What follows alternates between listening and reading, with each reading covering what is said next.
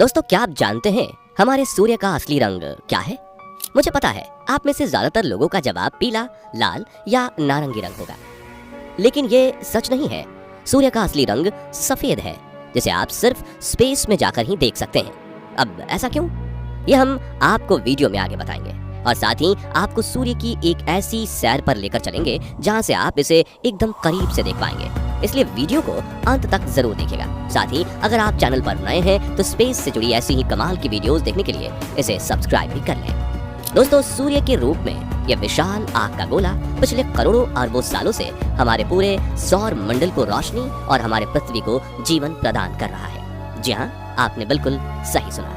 अगर सूर्य को हटा दें तो पृथ्वी पर जीवन की कल्पना भी नहीं की जा सकती। सूर्य हमारे सोलर सिस्टम का केंद्र तो है ही, साथ ही ये हमारे लिए ऊर्जा का भी इकलौता स्रोत है। ये इतना चमकदार है कि पृथ्वी से 14 करोड़ 95 लाख किलोमीटर दूर होने के बावजूद भी हम इसको नग्न आंखों से नहीं देख सकते।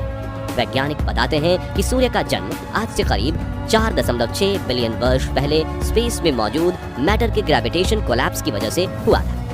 इससे पहले ये बस एक विशाल मॉलिक्यूलर क्लाउड था, लेकिन धीरे धीरे ये मैटर एक केंद्र में जमा होता गया। इसने सूर्य का रूप ले लिया। साथ ही बाकी का जो हिस्सा बचा हुआ था उससे सौर मंडल के दूसरे ग्रहों का निर्माण हुआ। इसलिए सूर्य को हम अपने सौर मंडल का पिता भी कह सकते हैं। सूर्य के केंद्र में जो मौजूद इसी मैटर की वजह से इसके अंदर न्यूक्लियर फ्यूजन की प्रक्रिया का जन्म हुआ।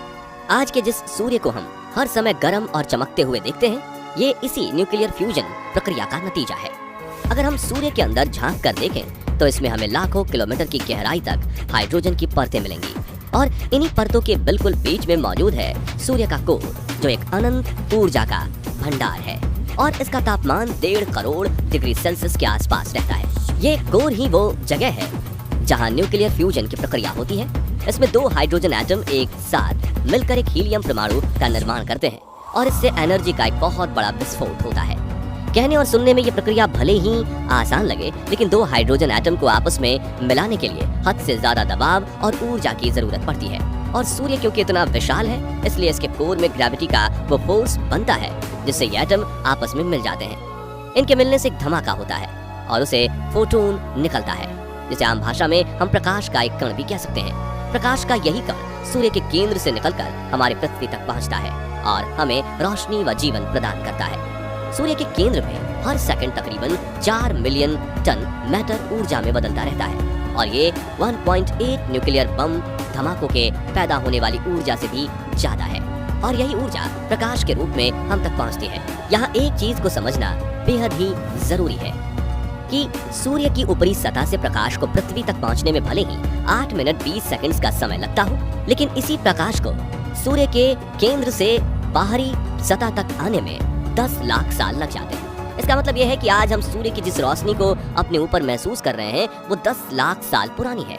अब सूर्य के केंद्र से फोटोन को इसकी सतह तक आने में इतना समय क्यों लगता है, इसका सटीक जवाब अभी वैज्ञानिकों के पास नहीं है। हाँ, लेकिन इतना जरूर है कि अगर ऐसा ना हो तो हमें जीवन देने वाला सूर्य का यह प्रकाश ही हमारा विनाश कर देगा। दरअसल सूर्य के केंद्र में जब कोई फोटोन निकलता है तो वो गामा के रूप में बहुत ही ज्यादा ऊर्जा से भरा रहता है और ये जानलेवा भी होता है। ऐसे में अगर ये सीधा सूर्य से बाहर निकलकर हमारी पृथ्वी पर पहुंच जाए तो जीवन का नाश कर देगा। लेकिन प्रकृति ने सूर्य को कुछ इस तरह से बनाया है कि उसके कोर से निकलने वाला ये प्रकाश 10 लाख साल पुराना होकर ही सूर्य की सतह तक पहुंचता है और इसी के चलते पृथ्वी पर पहुंचने तक ये इतना ज्यादा विनाशकारी नहीं रहता। दोस्तों, सूर्य पर हर समय लाखों करोड़ों हाइड्रोजन बम विस्फोट होते रहते हैं, जिनसे निकलने वाली ऊर्जा ही हमारे लिए जीवन का स्रोत बनती है।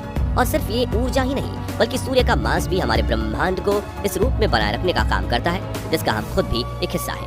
आपको बता दें कि सूर्य हमारे पूरे सौर मंडल के मास का 99.8% खुद अकेले होल्ड करता है और पृथ्वी की तुलना में इसकी ग्रेविटी 28 गुना ज्यादा है। यही वजह है कि सूर्य खुद से करीब 6 अरब किलोमीटर दूर मौजूद प्लूटो को भी अपने चारों तरफ घूमने के लिए मजबूर करता है। जैसा कि आप जानते हैं कि हमारे सौर मंडल में मौजूद सभी ग्रह सूर्य के चारों ओर चक्कर लगाते हैं।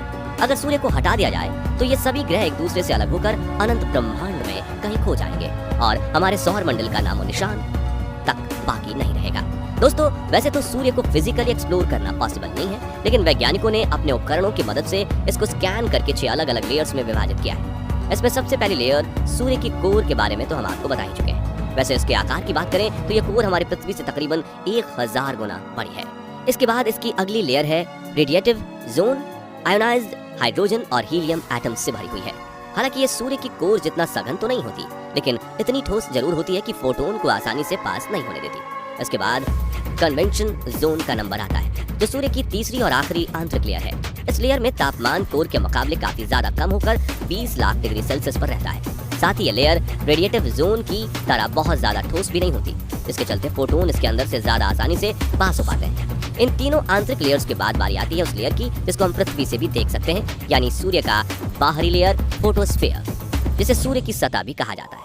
हालांकि ये पूरी तरह से ठोस सतह नहीं है, बल्कि ये पूरी तरह से गर्म प्लाज्मा से बनी होती है। यानी सूर्य के कोर में जो ऊर्जा बनती है वो लाखों साल तक अपना सफर तय करके प्लाज्मा के रूप में इसी लेयर को बनाती है। 482 किलोमीटर मोटी इस लेयर का तापमान 5600 डिग्री सेल्सियस तक रहता है, जो कोर के मुकाबले बहुत ज्यादा कम है, और इसी लेयर से सूर्य की रोशनी हमारी पृथ्वी तक पहुंचती है। फोटोस्फीयर के बाद क्रोमोस्फीयर, जो कि 2000 किलोमीटर मोटी लेयर है। ये प्लाज्मा से बनी एक बेहद गर्म और पतली गैसीय लेयर है, जिसको हम अपनी आंखों से नहीं देख सकते। इसके ऊपर सूर्य की 5वीं लेयर ट्रांजिशन रीजन मौजूद है। ये बेसिकली सूर्य के वायुमंडल की एक बेहद पतली और अनियमित लेयर है, जो गर्म कोरोना को ठंडे क्रोमोस्फीयर से अलग करती है। यानी कोरोना सूर्य की सबसे बाहरी लेयर है, जो लाखों किलोमीटर तक फैली होती है। इस लेयर को सूर्य ग्रहण के समय आराम से देखा जा सकता है, जो सूर्य की गोल आकृति वाली सीमा से बाहर प्रकाश के बड़े बादल या धुएं के जैसी दिखाई देती है। इसके अलावा कोरोना लेयर को क्रोनोग्राफ की मदद से भी बहुत आसानी से देखा जा सकता है। इस लेयर की अजीब बात यह है कि अंदर की तरफ तो इतनी गर्म नहीं होती, लेकिन बाहर की तरफ इसका तापमान 11 लाख डिग्री सेल्सियस तक पहुंच जाता है, जो सूर्य की सतह यानी फोटोस्फीयर के तापमान से करीब 200 गुना ज्यादा है।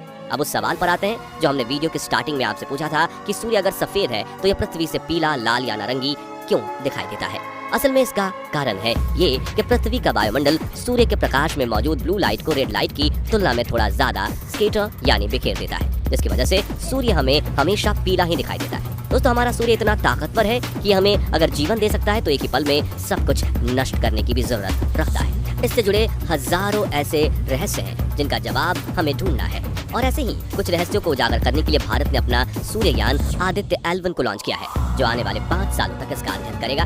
वैसे आपको सूर्य से जुड़े कौन से फैक्ट ने सबसे ज्यादा हैरान किया, और आपको ये वीडियो कैसा लगा कमेंट में जरूर बताएं।